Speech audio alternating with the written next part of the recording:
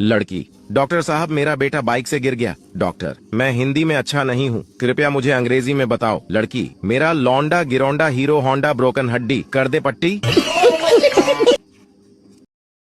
सोचा था 2 शादियां करूंगा, एक पीटेगी तो दूसरी बचाएगी। रात को सपना देखा, एक ने पकड़ रखा था, दूसरी पीट रही थी। एक लड़की जा रही थी, उसका पेन गिर गया।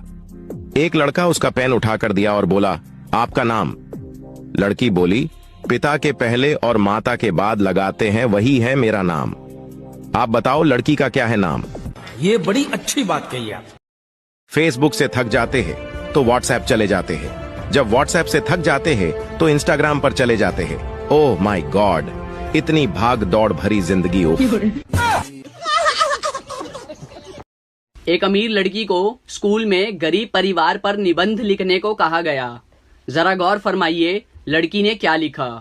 एक गरीब परिवार था, पिता गरीब, माँ गरीब, बच्चे गरीब। परिवार में 4 नौकर थे, वो भी गरीब। स्कॉर्पियो कार थी, वो भी टूटी हुई थी। उनका गरीब ड्राइवर बच्चों को उसी टूटी कार में स्कूल छोड़ के आता था। बच्चों के पास पुराने एप्पल आईफोन 8 मोबाइल थे। बच्चे हफ्ते में सिर्फ 3 बार ही ताज होटल में खाना खाते थे, बाकी दिन घर पर ही खाते थे। घर में सिर्फ 2 ही एसी थे और वो भी सेकेंड हैंड। सारा परिवार बड़ी मुश्किल से ऐश कर रहा था।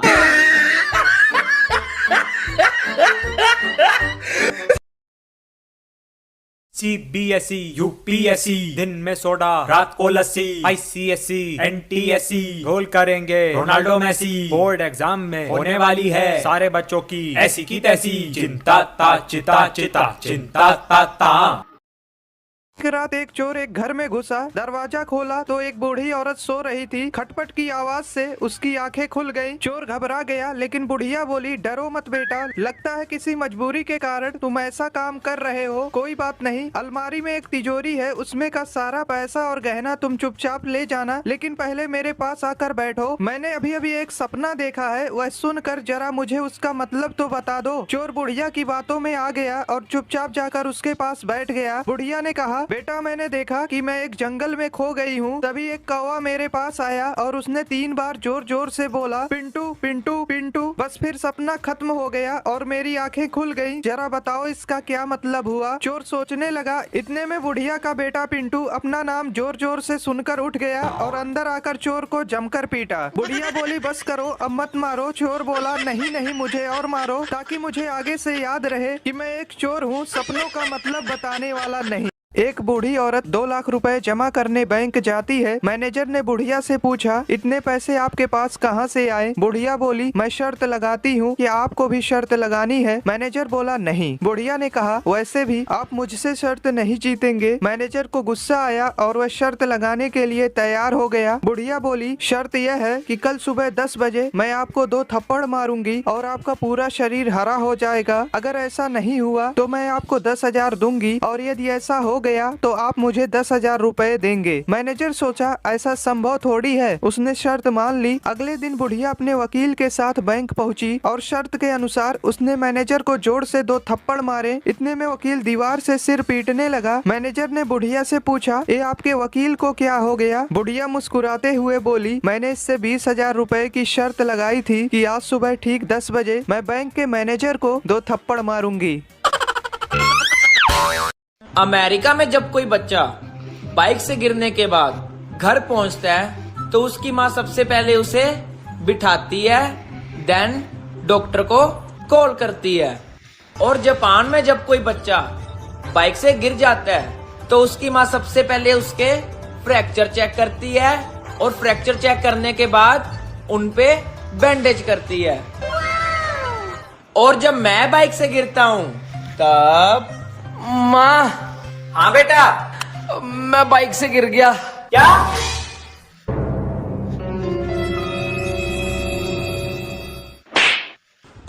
चला बाइक।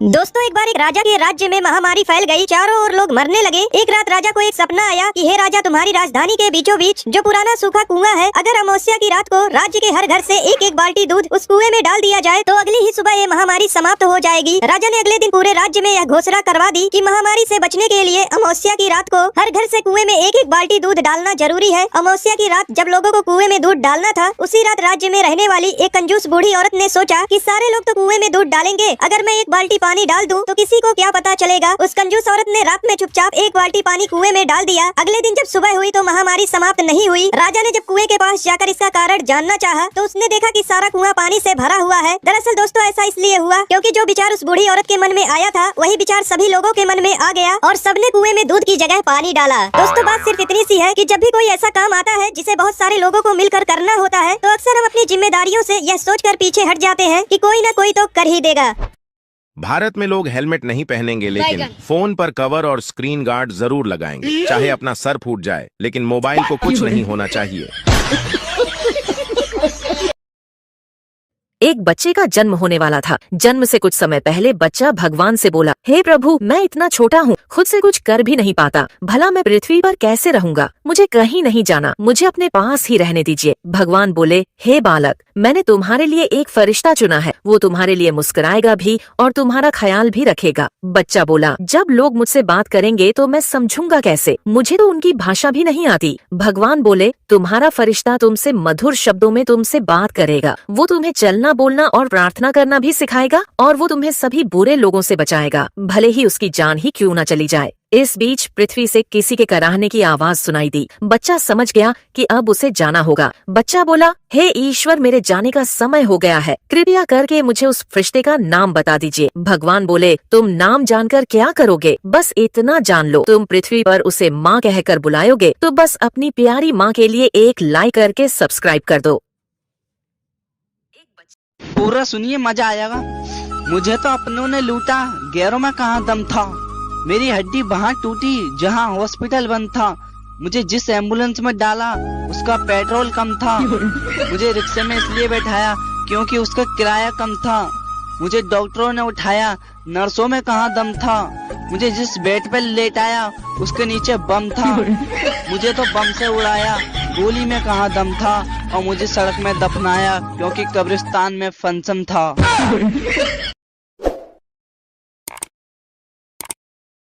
सुबह ब्रश किया तो टूथपेस्ट में लौंग थी, फिर चाय पी उसमें भी लौंग थी, दोपहर में दाल खाई उसमें भी लौंग थी, रात को बिरयानी खाई उसमें भी लौंग थी, सोने से पहले पान खाया उसमें भी लौंग थी।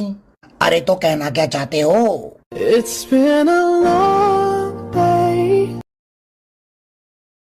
जापान में दो भाई रहते थे। एक का नाम जो था, दूसरे का नाम वो था। एक रात जो को बाथरूम में भूत दिखा। जो डर गया और उसने वो को आवाज लगाई। वो दौड़ते हुए बाथरूम में आया और भूत को देखते ही उसका हार्ट फेल हो गया और वो मर गया। बस उसी दिन से कहावत हो गई, जो डर गया वो मर गया। दुख क्या है? 7 बजे नींद खुले और पता चले अब वापस नहीं सोना। खुशी क्या है? रात को 2 बजे नींद खुले और पता चले कि अभी 5 घंटे और सोना है। डबल खुशी क्या है? रात को नींद खुले और पता चले कल तो छुट्टी है। होली पर इतने भी पुराने कपड़े मत पहन लेना कि कोई रंग लगाने की बजाय रोटी देकर चला जाए। एक माँ ने अपने बच्चे से मार्कशीट मांगी। बच्चे ने मार्कशीट दिखाई जिसमें उसे गणित में 100 में से 90 अंक प्राप्त हुए थे। माँ ने मार्कशीट देखी और उसे जोर जोर से पीटने लगी। फिर बोली, तुम कब से इतने समझदार हो गए? जरूर तुमने 9 के 90 करे हैं। 0 अपने आप पढ़ाते हो। बोल बोल कर बस उसे पीटे ही जा रही थी और बच्चा बेचारा रोए जा रहा था। बच्चा हाथ जोड़ जोड़ कर बोल रहा था कि माँ मैंने 0 नहीं बढ़ाया, मगर माँ कुछ सुनने के मूड में नहीं थी और उसे बस पीटे ही जा रही थी। 3 साल बाद माँ ने अपने बच्चे से फिर से पूछा कि सच सच बताओ तुमने 0 बढ़ाया था? बच्चे ने कहा नहीं माँ, मैंने 0 नहीं बढ़ाया था। माँ ये सुनकर फिर से गुस्सा हो गई और बच्चे को पीट कर चली गई। फिर बच्चा रोते हुए बोला कि दोस्तों मैंने 0 नहीं बढ़ाया था, मैंने तो 0 के आगे 9 बढ़ाया था। और ये बात दूर खड़ी माँ ने सुन ली और आगे क्या हुआ आप देख ही सकते हैं। When you study, you pass. And when you pass, you get happy. And when you get happy, you play. And when you play, you get tired. And when you get tired, you get sick. And when you get sick, you die. So don't study. Pintu एक बार अपने घर की light सुधार रहा था, तभी उसके ऊपर बिजली का तार गिर गया। पिंटू तड़प तड़प कर मरने ही वाला था कि अचानक उसे याद आया कि बिजली तो सुबह से बंद है। वापस उठकर हंसते हुए बोला, साला याद नहीं आता तो आज मर ही जाता। दोस्तों 3 लड़के थे, तीनों ने मिलकर एक बॉल खरीदी जिसकी कीमत 30 रुपए थी। तीनों ने 10-10 रुपए मिलाकर 30 रुपए दुकानदार को दिए और वो दुकान से जाने ही वाले थे, तभी दुकानदार को याद आया कि बॉल तो सिर्फ 25 रुपए की है। दुकानदार ईमानदार था, उसने तुरंत अपने नौकर से 5 रुपए लौटाने को कहा। जब नौकर ने 5 रुपए वापस किए तो तीनों लड़कों ने खुश होकर 2 रुपए टिप उस नौकर को दिए और 1-1 रुपए आपस में बांट लिए। कुछ देर बाद एक लड़का कहने लगा कि हमने तो 9-9 रुपए खर्च किए हैं, इसलिए बॉल की कीमत हुई 27 रुपए और फिर 2 रुपए नौकर को टिप दिए, मतलब हुए 29 रुपए। लेकिन हमने तो टोटल 30 रुपए दिए थे, आखिर 1 रुपया कहाँ गया? दोस्तों अगर आप समझ गए हैं कि 1 रुपया कहाँ गया तो जरूर बताइए, और अगर इसका सही जवाब जानना चाहते हैं तो कमेंट बॉक्स में पिन है। दोस्तों 2 लड़के लड़की शादी करना चाहते थे, लेकिन लड़की का बाप चाहता था कि शादी ना हो, इसलिए उसने लड़के के सामने एक शर्त रखा कि अगर बारात में कोई भी बूढ़ा आदमी आया तो शादी नहीं होगी। लड़के ने मजबूरी में शर्त मान ली। जब बारात लड़की के घर जाने के लिए निकलने वाली थी, तभी लड़के के नाना ने कहा मैं भी जाऊंगा बारात। लोगों ने समझाया कि अगर आप गए तो शादी नहीं होगी। नाना बोले चाहे कुछ भी हो लेकिन मैं जाऊंगा। लोगों ने फैसला किया कि बूढ़े नाना को डिग्गी में बैठा लो, लेकिन उन्हें बाहर मत निकालना। नाना को डिग्गी में डाल दिया गया। जब बारात पहुंची तो लड़की के बाप ने फिर से टांग अड़ा दी और लड़के से कहा शादी तभी होगी जब तुम पास के इस तालाब से पानी की जगह दूध बहवा दो। बारातियों ने कहा यह तो पॉसिबल नहीं है। बारात वापस आने लगी, तभी नाना ने डिग्गी से आवाज लगाई, बस इतनी सी बात के लिए तुम सब वापस जा रहे हो? जाओ जाकर लड़की के बाप से कह दो कि हमने दूध का इंतजाम कर लिया है, आप तालाब का पानी खाली करा दो। दोस्तों भारत पाकिस्तान के बीच जो लड़ाई हुई उसमें कुछ भी अच्छा नहीं हुआ, लेकिन एक चीज जो अच्छी हुई वो ये हुई कि हमें पता चल गया हमारे देश के लिए कौन कौन वफादार है। इस 6 दिन की लड़ाई में भारत के हर नागरिक ने इंडियन आर्मी का बहुत साथ दिया, पर एक सेक्शन और था ऐसा जिसने पूरे भारतीयों का साथ दिया, वो थे हमारे इन्फ्लुएंसर्स। हाँ, इस लड़ाई में हमारी इंडियन मीडिया ने काफी झूठी खबरें फैलाई, लेकिन अगर हमारे इन्फ्लुएंसर्स नहीं होते तो हम भी पाकिस्तान की तरह झूठी बातों में उलझ कर रह जाते। लोगों ने मीडिया से ज्यादा वीडियो क्रिएटर्स की सुनी। लिटरली पाकिस्तानी एक्टर्स हारने के बाद भी विक्ट्री परेड निकाल रहे हैं, पर हमारे एक्टर्स तो सारे चुप रहे और कुछ इन्फ्लुएंसर्स भी चुप रहे ताकि उनकी ऑडियंस न चली जाए। पर जो बोले उन्होंने हमें एक हौसला दिया और ऐसे वक्त में हिंदू मुस्लिम करने से रोका। एक नया फोन लेकर उसकी अनबॉक्सिंग वीडियो बना देना, चाची को साड़ी दिला देना या फिर वीडियो कॉल पे एक दूसरे को गाली दे देना। अगर तुम्हारी नजर में कंटेंट इसे कहते हैं तो जाकर प्यार से फॉलो करो। पर चलो आओ थैंक्स बोलते हैं उन लोगों को जिन्होंने ऐसे वक्त में हमारे देश का साथ दिया। कमेंट्स में उस इन्फ्लुएंसर को, उस वीडियो क्रिएटर को टैग जरूर करना जिसने आपको सबसे ज्यादा होप, जिसकी वीडियो आपने सबसे पहले देखी और जिसने आपको सही इन्फॉर्मेशन दी। भेज दो सबको ये वीडियो। इंग्लिश की क्लास में गोलू लेट पहुंचा। English teacher, Golu why are you so late? Golu, madam वो ना। Teacher, Golu speak in English. Golu, madam my car was फसिंग इन कीचड़, नो हिलिंग नो डुलिंग, ओनली भुर्र भुर्र करिंग। दोस्तों एक कसाई के घर चूहा, कबूतर, मुर्गा और बकरा रहते थे। एक दिन कसाई चूहा पकड़ने के लिए एक चूहादानी ले आया। जब चूहे को यह बात पता चली तो वह भागा भागा कबूतर के पास गया और बोला, बहन मेरी मदद करो, कसाई चूहादानी लाया है, उस चूहेदानी को कहीं दूर फेंक आओ। कबूतर बोली, चूहेदानी से मुझे क्या खतरा, मैं क्यों फेंकूं? अब चूहा मुर्गे के पास गया। मुर्गा हंसकर बोला, ये तो मेरी समस्या नहीं है, तुझे खतरा है, तू जाकर फेंक। बेचारा चूहा दौड़ते हुए बकरे के पास गया। बकरा बोला, चूहेदानी में मैं थोड़ी फंसने वाला, मैं ऐसा बिल्कुल नहीं करूंगा। निराश होकर चूहा अपने बिल में चला गया। रात को अचानक खट की आवाज आई। कसाई की बीवी को लगा कि चूहा चूहेदानी में फंस गया है। वह चूहेदानी के पास जा रही थी, अचानक उसे सांप ने काट लिया। कसाई अपनी बीबी को वैद्य के पास ले गया। वैद्य बोला, इसे कबूतर का सूप पिलाओगे तो ठीक हो जाएगी। कसाई ने कबूतर का सूप बनाकर अपनी बीबी को पिला दिया। उसकी बीबी ठीक हो गई। कसाई ने अपनी बीबी के ठीक होने की खुशी में मुर्गे को काटा और खा गए। जब पड़ोसी को पता चला कि उनकी पत्नी ठीक हो गई है तो सब पार्टी मांगने घर आए और कसाई ने पार्टी में बकरा बनवा दिया। दोस्तों, यह वही कबूतर, मुर्गा और बकरा थे जो चूहे के मुसीबत के समय में उसका साथ देने के बजाय उसका मजाक उड़ा रहे थे, क्योंकि उन्हें सिर्फ यही लगता था कि यह सिर्फ चूहे की प्रॉब्लम है।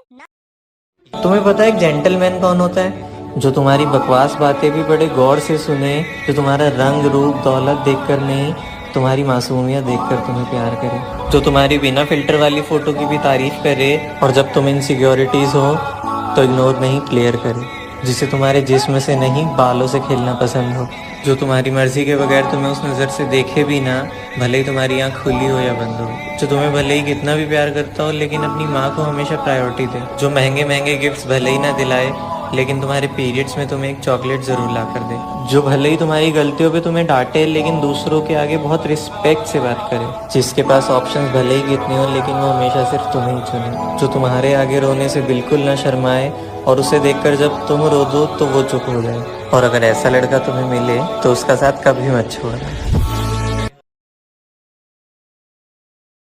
एक पिता अपनी बेटी के लिए लड़का देखने गया। उन्होंने लड़के के पिता से पूछा, छोरो काई करे है? लड़के के पिता ने कहा, सीए है। उन्होंने पूछा, छोरा की बहन काई करे है? पिता ने कहा, वाह भी सीए है। उन्होंने फिर पूछा, छोरा की माँ काई करे है? पिता ने कहा, वाह भी सीए है। उन्होंने फिर पूछा, अरे वाह, सब सीए है, मतलब आप भी सीए ही होगा? लड़के का पिता, ना ना, मैं तो घाघरा ब्लाउज कटिंग करूं, ये सब लोग सीए हैं।